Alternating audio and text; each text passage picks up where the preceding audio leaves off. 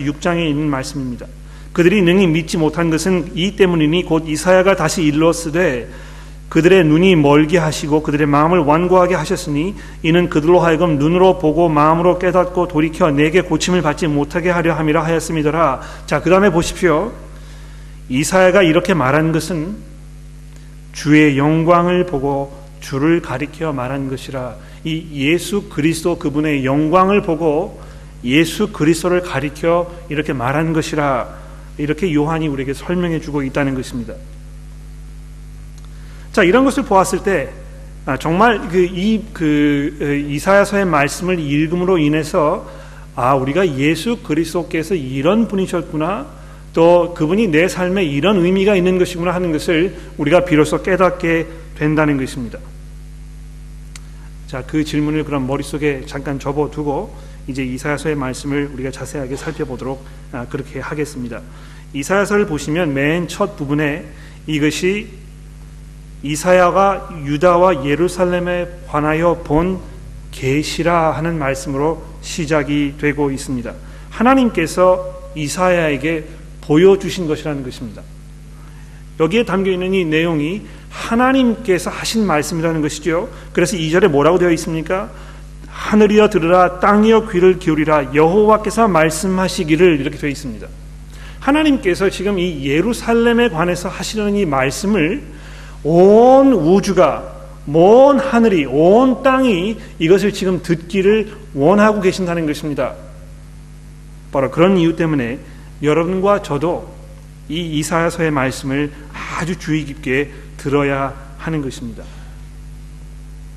자, 두 번째로 중요한 것은 이 이사야서의 이 말씀이 유다 왕 우시야와 요담과 아하스와 히스기야 시대에 관한 내용이라는 것입니다. 자, 여기 보면 이 이사야서를 이해하는 데 있어 필요한 아주 중요한 그런 정보들 우리에게 많이 주고 있는데요. 여러분 잘 아시겠지만 이스라엘 땅은 남과 북으로 분단이 되어 있었습니다.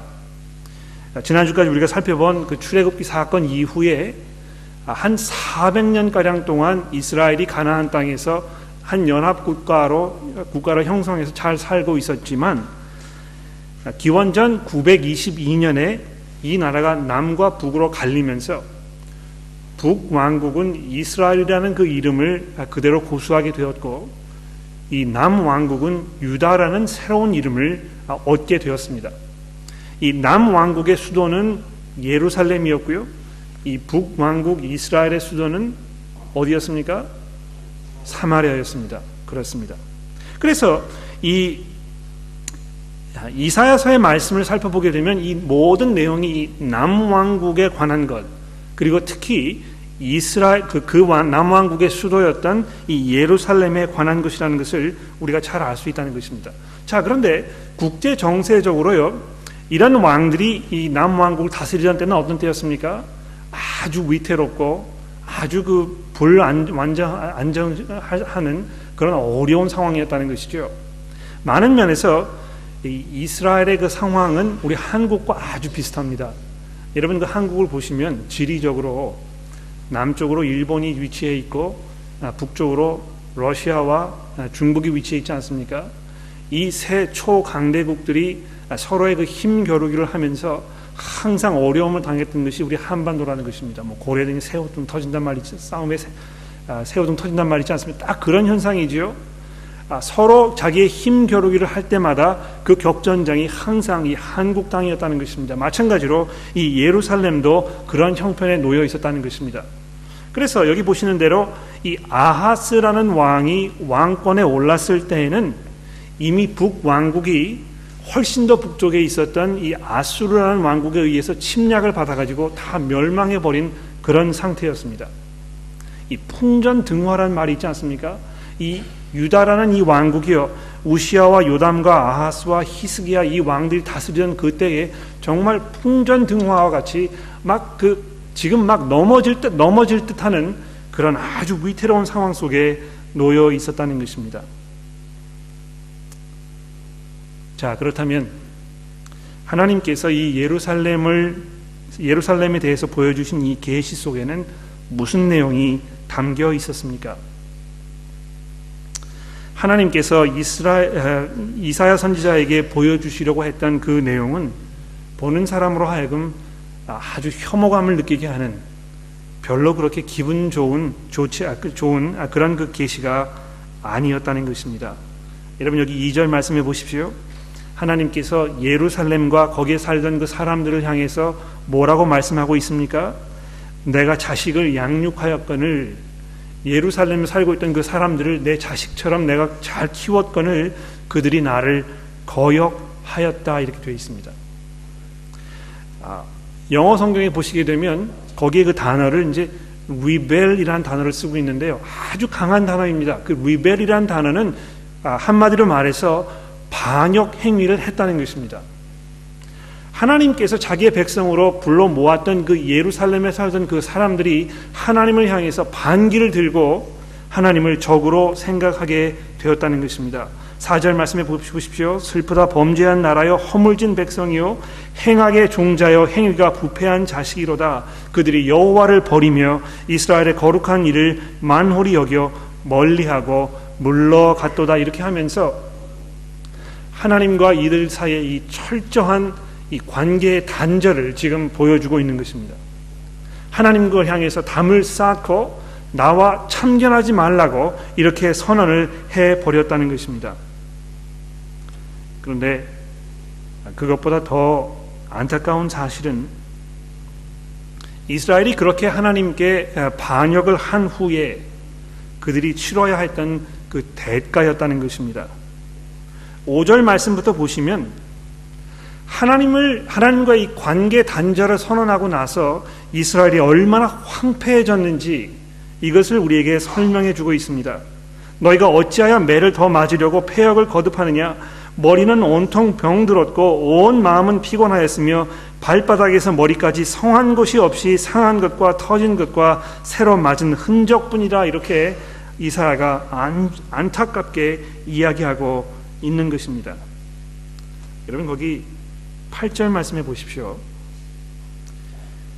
딸 시온은 포도원 망대같이 참외밭의 원두막같이 에워싼 성읍같이 겨우 남았다, 이렇게 설명이 되어 있는데, 여러분 그 광경이 머릿속에 떠오르십니까? 여러분 그 한국에 가시면 거기 참외밭이 있지 않습니까? 수박 이렇게 하는 밭이 있는데 거기 사람들이 썰을 하지 못하도록 원두막을 세워놓고 거기 지키고 있지 않습니까?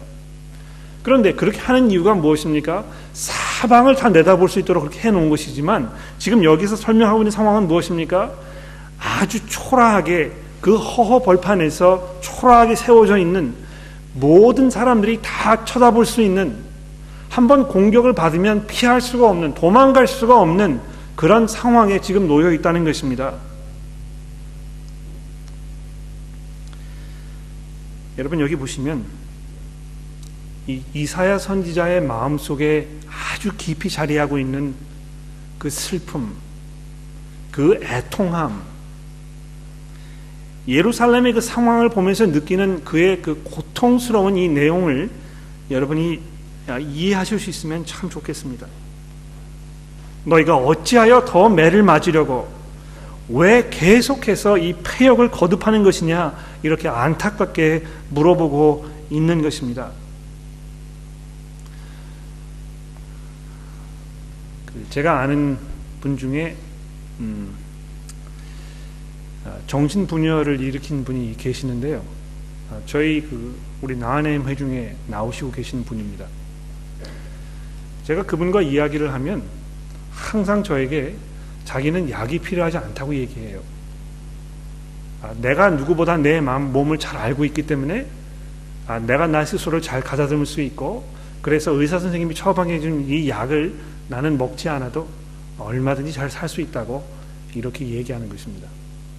그런데 그분이 밤 12시에 전화를 하시기도 하고 새벽에 찾아오셔가지고 오스트레일리안 그 페더럴 폴리스가 자기를 잡으러 오려고 하는데 얘기도 하고 계속 이렇게 얘기하시는 것이거든요. 그런데 그런 상황 속에 처해 있는 그 사람은 자기의 그 현실을 잘 모르는 것입니다.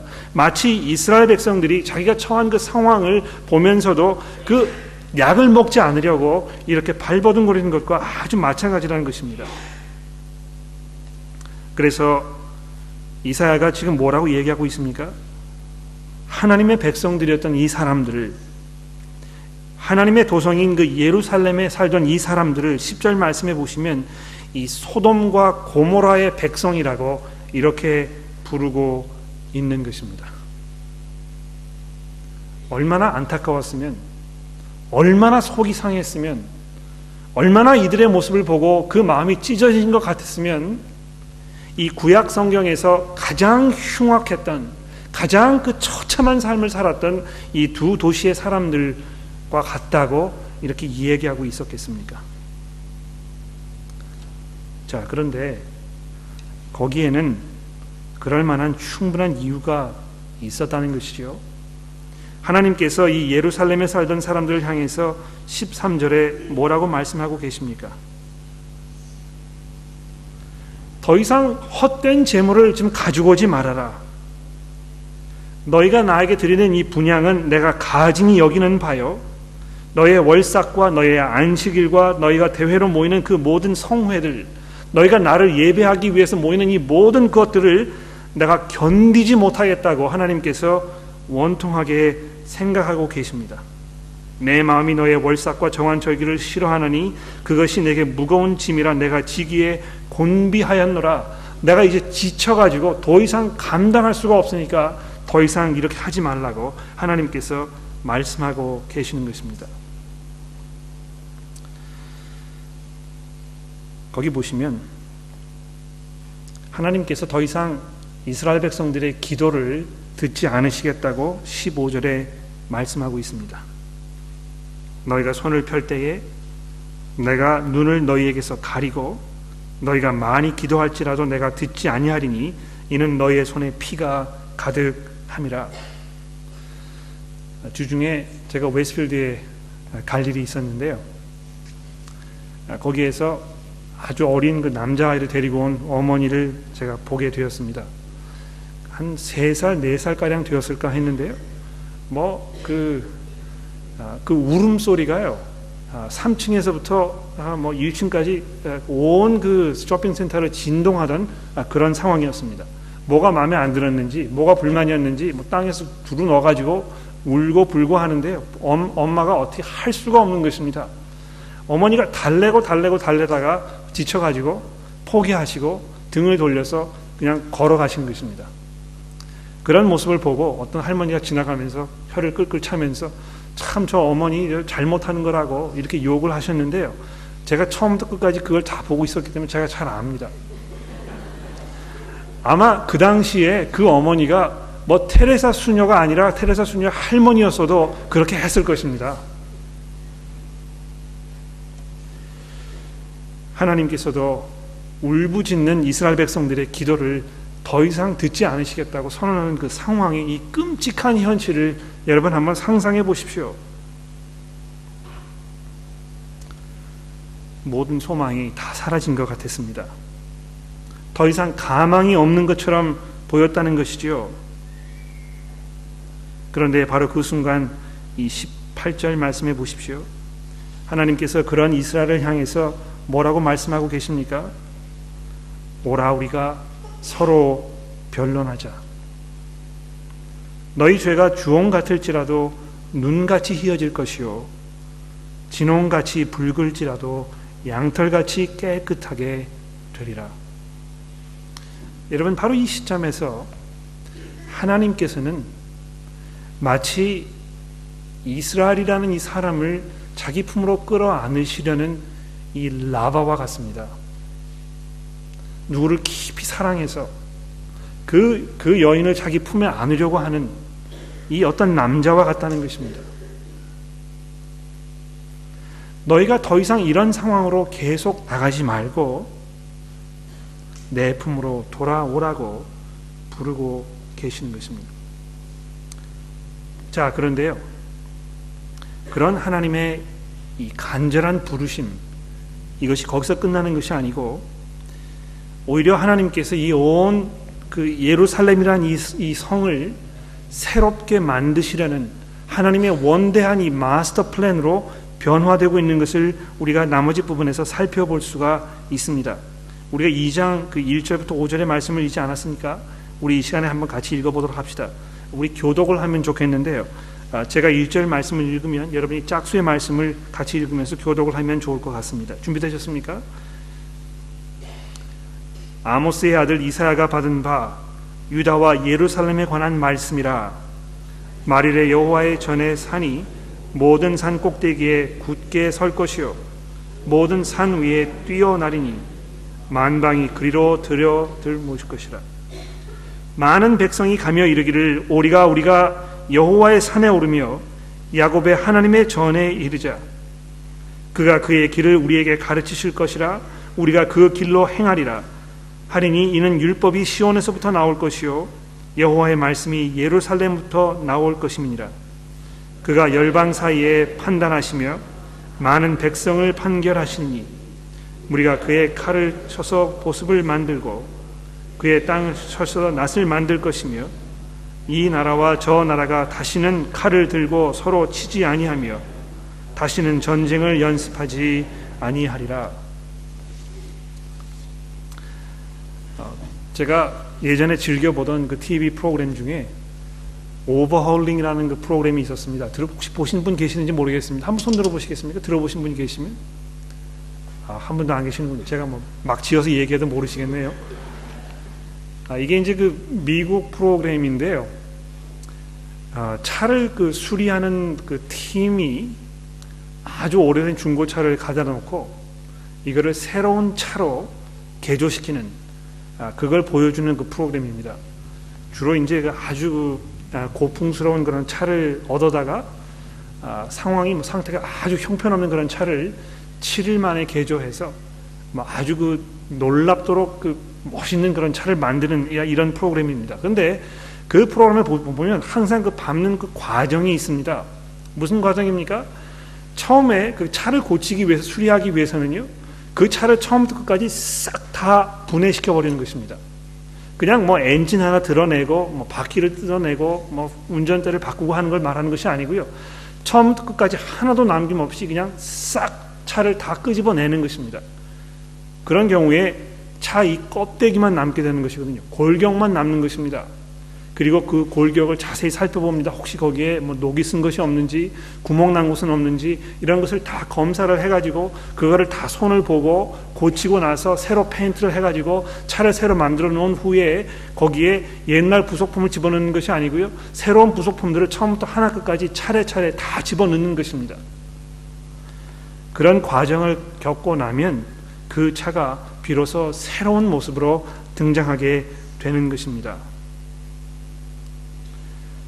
하나님께서도 마찬가지로 이 예루살렘이라는 도시를 새롭게 변화시킬 이런 것에 대해서 말씀하시면서 하나님의 계획을 이 이사야서 전체를 통해서 지금 우리에게 설명해 주고 있다는 것입니다. 자, 그럼 이제 결론을 한번 내려보도록 하죠.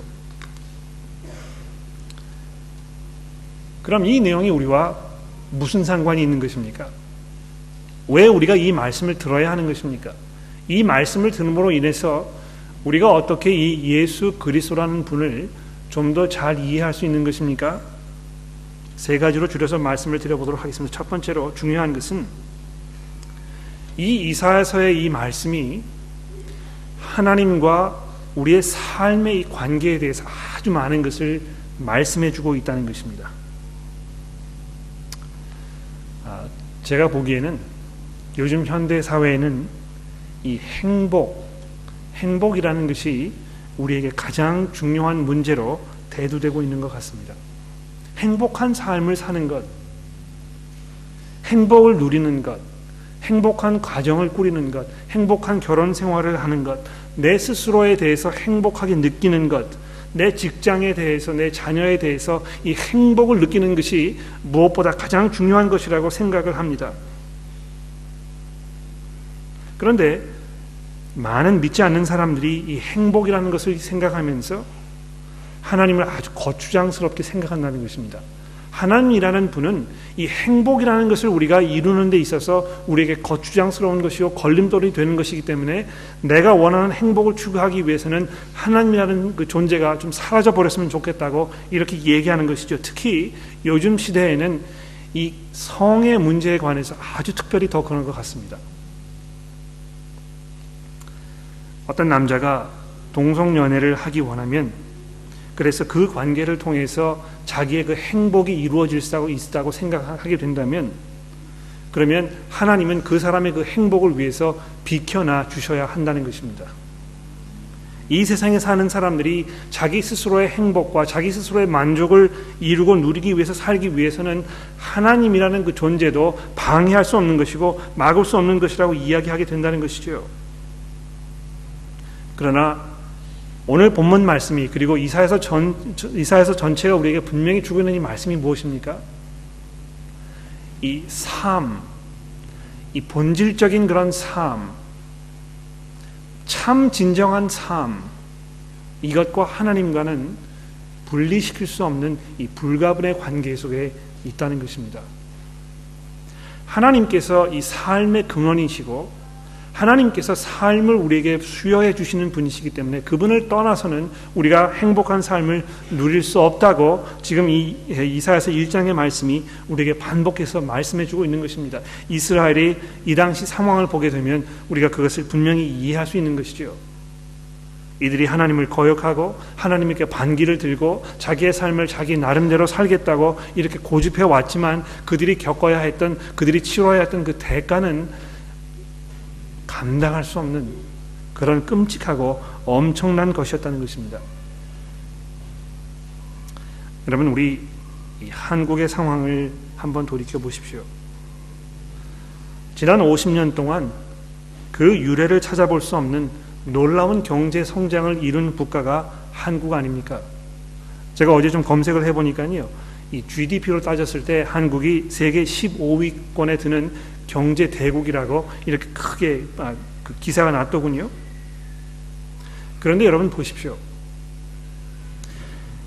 이 15위에 올라선 이 경제 대국을 이루기 위해서 얼마만큼의 엄청난 대가가 치루어진 것입니까? 우리 한국이라는 나라가요, 세계에서 이혼율이 넘버원이고요, 자살률이 넘버원이라는 것입니다. 많은 사람들이 이 경제가 풍요해지고 먹고 사는 문제가 해결되어야 다른 모든 문제들이 풀어진다고 이렇게 얼마나 이렇게 얘기하는지 모릅니다. 그래서 이 한국이라는 나라는요, 처음부터 끝까지 이 경제, 돈의 문제에 대해서 가장 중요한 것으로 생각하는 그런 국가가 되어버린 지가 얼마나 오래되었는지 모릅니다. 그런데 얼마나 엄청난 대가를 지금 치르고 있습니까?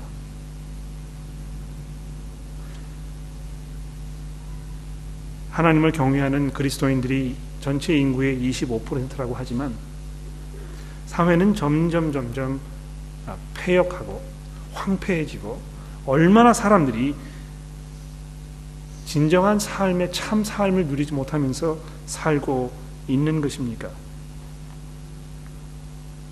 그러나 다른 사람들에게 손가락질을 하기 전에 우리는 먼저 우리 스스로의 삶을 돌아보아야 할 것입니다.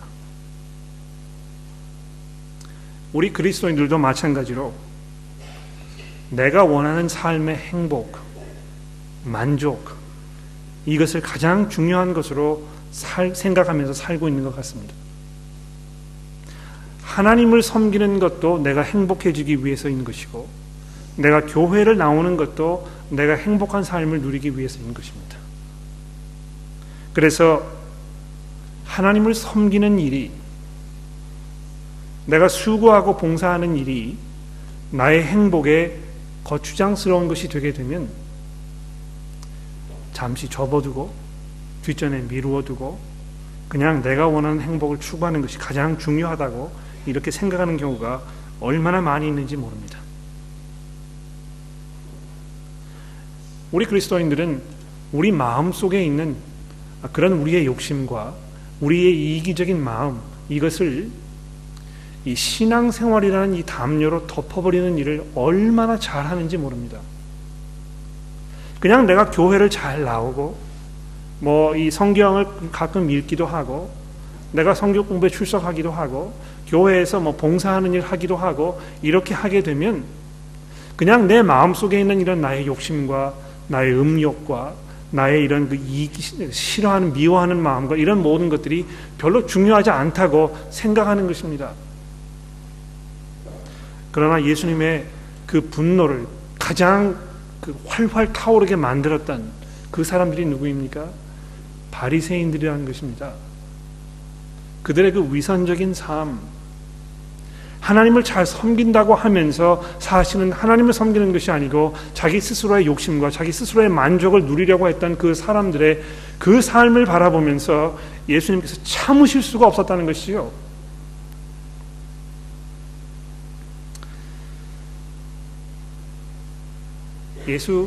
예수님께서 제 마음을 들여보셨을 때 저에게 뭐라고 말씀하실까? 저는 그것이 항상 두렵습니다. 여러분도 두려우셔야 할 것입니다. 우리 모두가 그 문제를 아주 심각하게 생각하고 정말 우리가 하나님을 섬기는 삶을 그 어떤 희생을 감수하고 마다하는 것보다 더 중요한 것이라고 생각하면서 살고 있는지, 아니면 그저 내 스스로의 행복과 나의 만족을 위해서 살고 있는 것인지 우리가 돌아볼 필요가 있다는 것입니다. 그러나 여러분, 그럼에도 불구하고 여러분과 저는 이 새 예루살렘을 바라보면서 그것을 소망하는 삶을 사는 사람들이어야 합니다.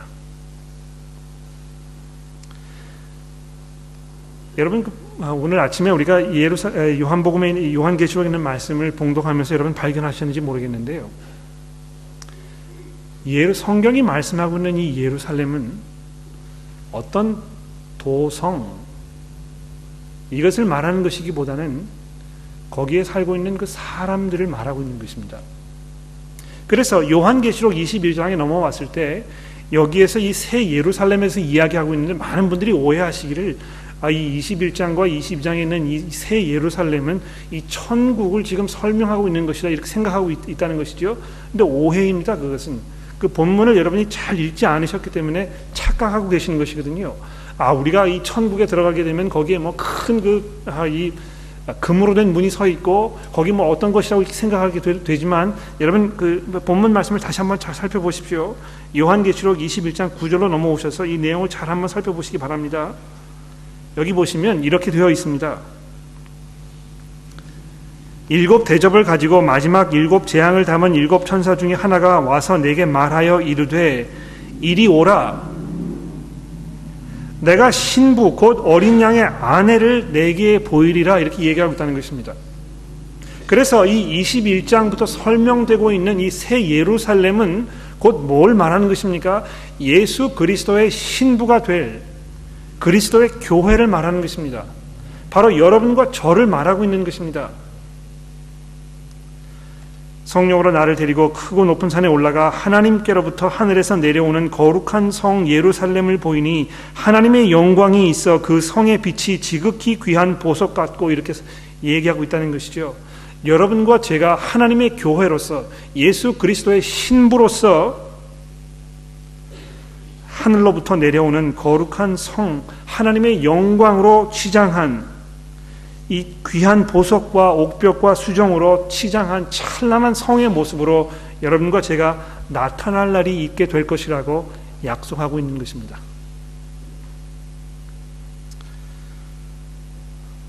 그런데 어떻게 이것이 가능하게 된 것입니까? 앞으로 우리가 이사야서를 계속 살펴보면서 좀 더 이 문제가 우리에게 아주 분명하게 다가오게 되겠지만,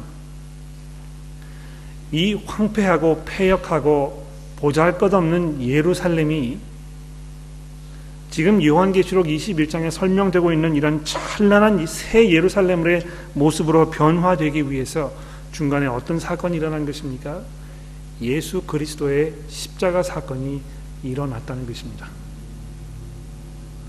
그분의 죽으심과 그분의 부활하심을 통해서 그 황폐하고 그 처량하고 그 보잘것없던 예루살렘의 그 모습이 깨끗하게 씻김을 받고 새로이 변화를 받아서 그 세상의 어떤 것과도 비교할 수 없는 찬란한 하나님의 도성의 새로운 모습으로 변화되게 될 것이라는 것입니다.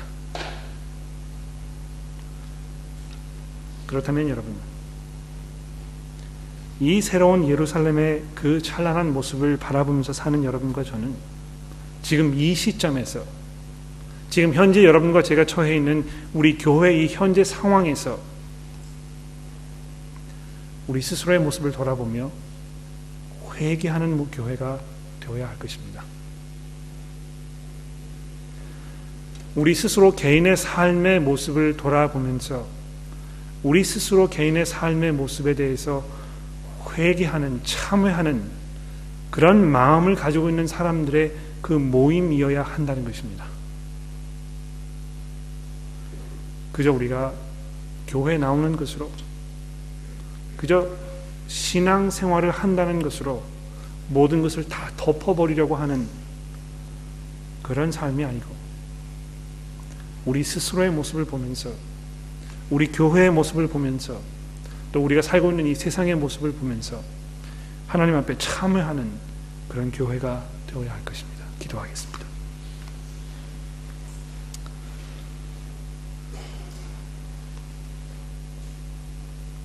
하나님 아버지,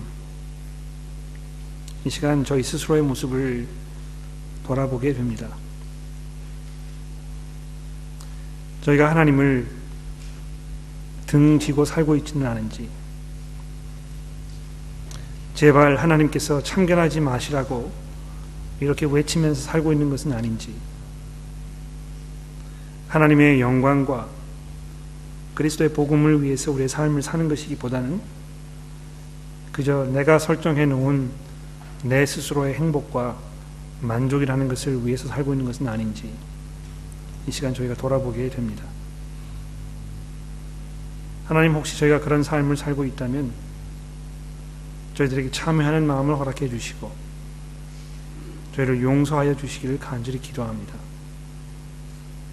하나님, 저희가 예수 그리스도의 신부로 새롭게 거듭날 그 교회의 찬란한 모습을 생각해 보았을 때, 지금 저희가 가지고 있는 그런 부족한 면들과 저의 나약한 모습들이 예수 그리스도의 복음으로 계속 변화되며 그리스도께서 돌아오시는 날 온전한 모습으로 승화되도록 저희가 간절히 기도합니다. 그 날이 저에게 이르기 전까지 저희가 수고하며 애쓰며 경건의 삶을 훈련하는 데 게으르지 않도록 저희를 도와주시기를 간절히 기도합니다. 예수 그리스도의 이름으로 기도드렸습니다.